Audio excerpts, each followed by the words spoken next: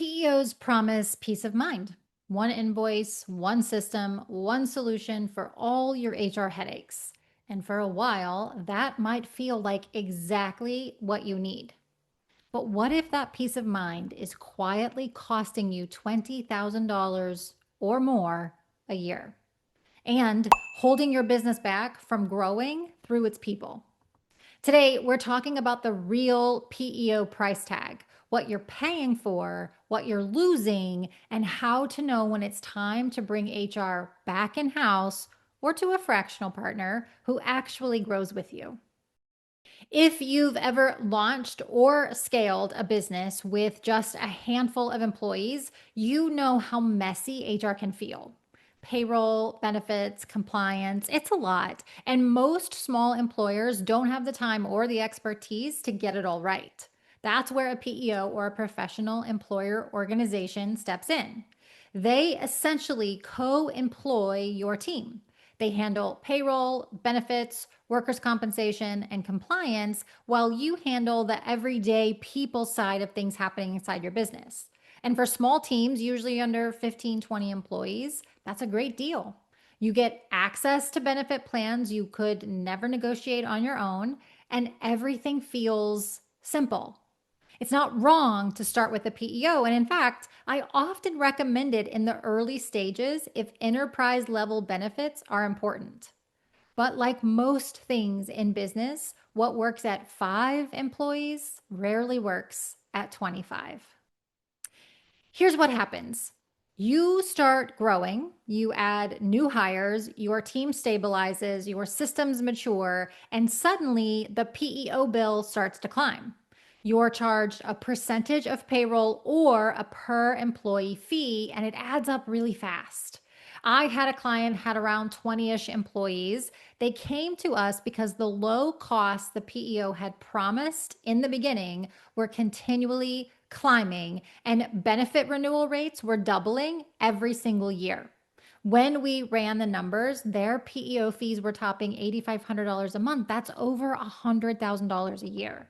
And they still needed us because the HR support the PEO actually offered was pretty minimal. We priced out moving them off the PEO, setting up their own payroll, benefits, HR systems, and compliance processes, and they saved $33,000 annually. $33,000. That's advertising dollars. That's training. That's bonuses. That's growth money. And that's not an unusual story. We've seen this pattern again and again. Somewhere between 15 and 25 employees, the PEO model stops being efficient because by then you've outgrown shared HR. You need tailored HR. Now let's talk about the cost that doesn't show up on a spreadsheet. The people cost inside your business. When you're inside a PEO, your employees technically work for another company on paper. Their pay stubs, benefits, onboarding systems all carry the PEO's name, not yours. It creates distance, subtle, but it's real. Employees don't always know who to go to for answers. Managers feel handcuffed by slow responses. You can't tweak a policy or communicate a certain change without going through another layer of approvals from people who have nothing to do with your business. And the supposed HR support they give is not really support. Certainly not for the things that really matter, like employee relations issues or training and development. So you still need an HR person who works with the PEO. You lose control, not just over systems, but over the employee experience. And that's where growth through people starts to stall because culture doesn't thrive inside a third party system. It thrives in relationships, in transparency, and in trust.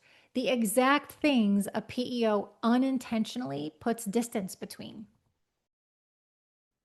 So, how do you know when you've hit that wall, when you've hit that tipping point, when the PEO's benefits no longer outweigh the cost? Here are a few signs. First, you are paying admin fees that feel higher than the value you're getting. Number two, your managers and you are frustrated by slow responses or lack of flexibility. Number three, employees are getting the runaround on who to talk to when they have questions or they come to you anyway because they need help deciphering what the PEO shared with them. Number four, you can't customize your own benefits or policies to match your company's culture. If any of that sounds familiar, it's time to run a cost comparison. Because while the PEO model simplifies HR, it also standardizes it. And small businesses don't win by being standardized, they win by being personal. That's the difference between growth through systems and growth through people. Here's what I recommend. You are going to want to do a simple cost comparison. Step one is to add up your total PEO costs. That means not just the admin fees, but also the benefit premiums, extra service charges, and hidden costs like onboarding and offboarding fees. You would be surprised how many hidden fees you might be paying that you didn't know about, or by how much your prices have gone up year over year. PEOs are notorious for offering low first year rates and then increasing significantly in year two and beyond. And then step two is you're going to price out what it would cost to bring those same functions in house or to a fractional HR partner. Here is a small list of things you're going to want to price out. First is payroll. You're going to price out an all in one system. We've talked before about why this is our favorite option.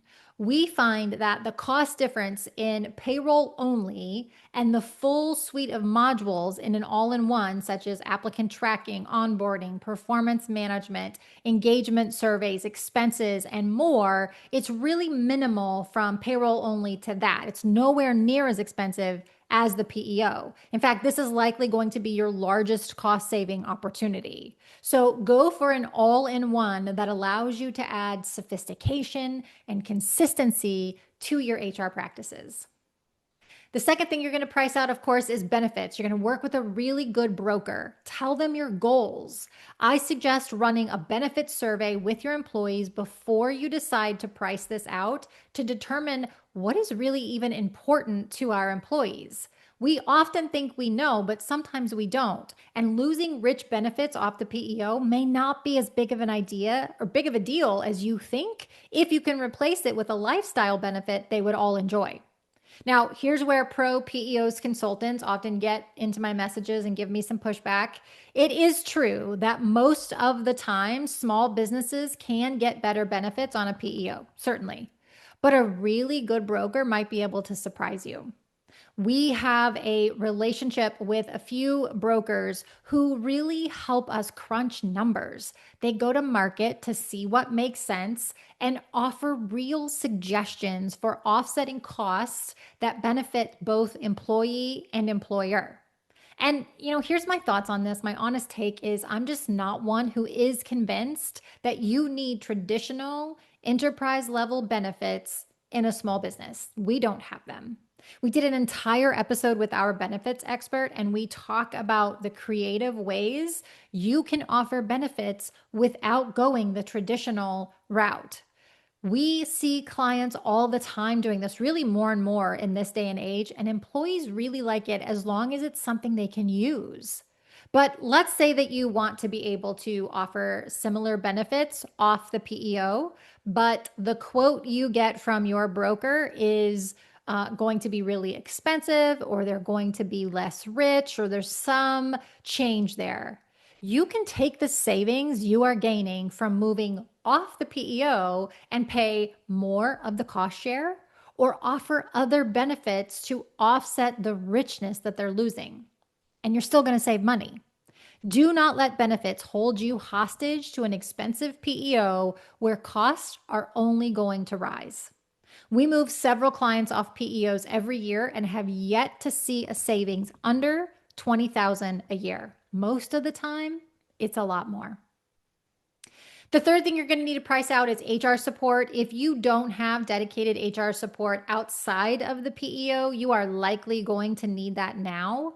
Depending on your size, a service like ours for fractional support based on a set number of hours per week is likely to make sense. Our services gives you an entire HR team for the price of one in-house generalist. But if you don't want to go the fractional support route and you feel like in-house is the way to go, you could certainly hire a generalist or maybe even part-time, depending on your size, to handle the human resources.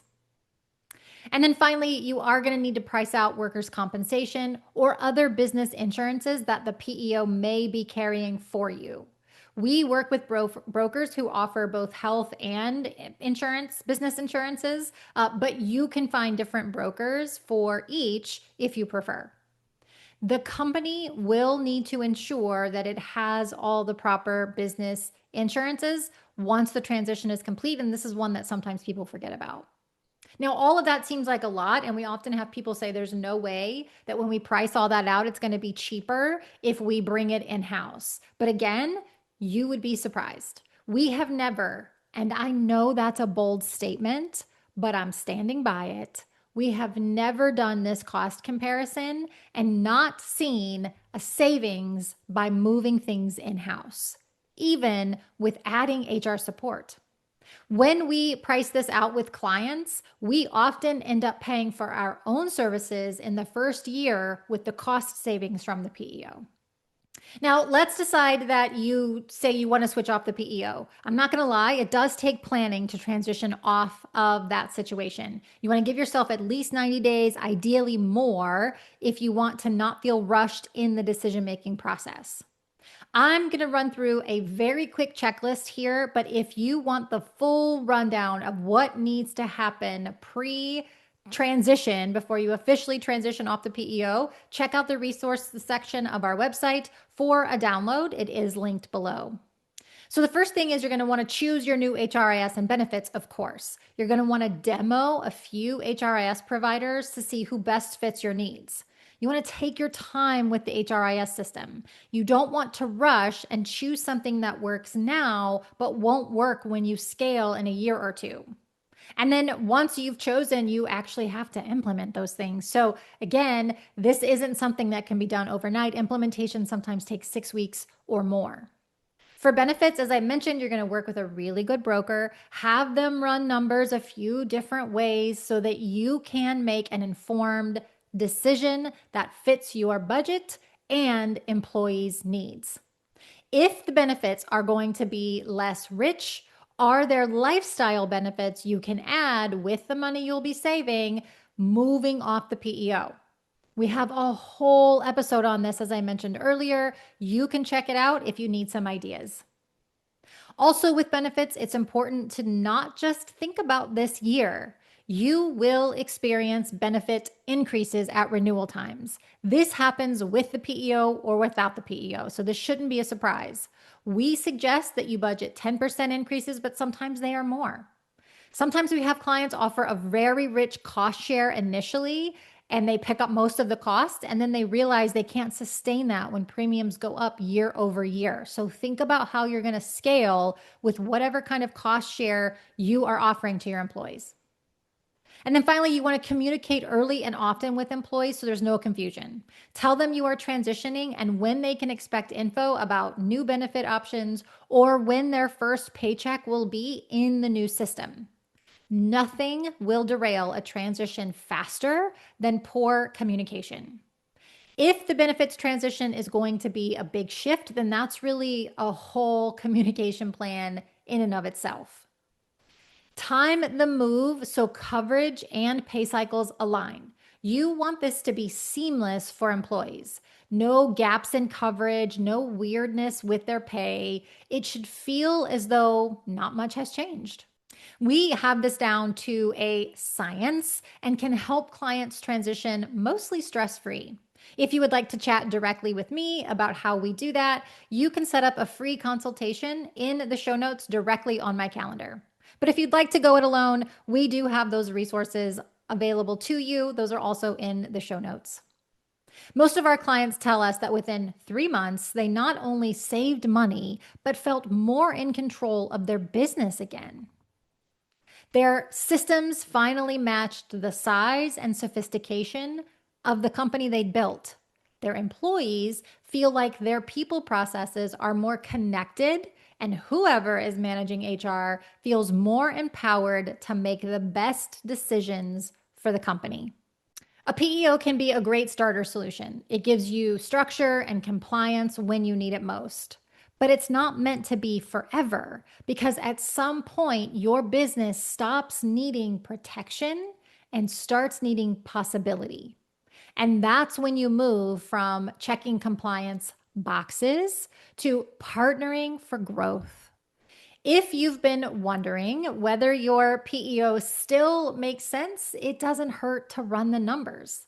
You can always decide to stay on the PEO, but you won't know what's possible until you do the math.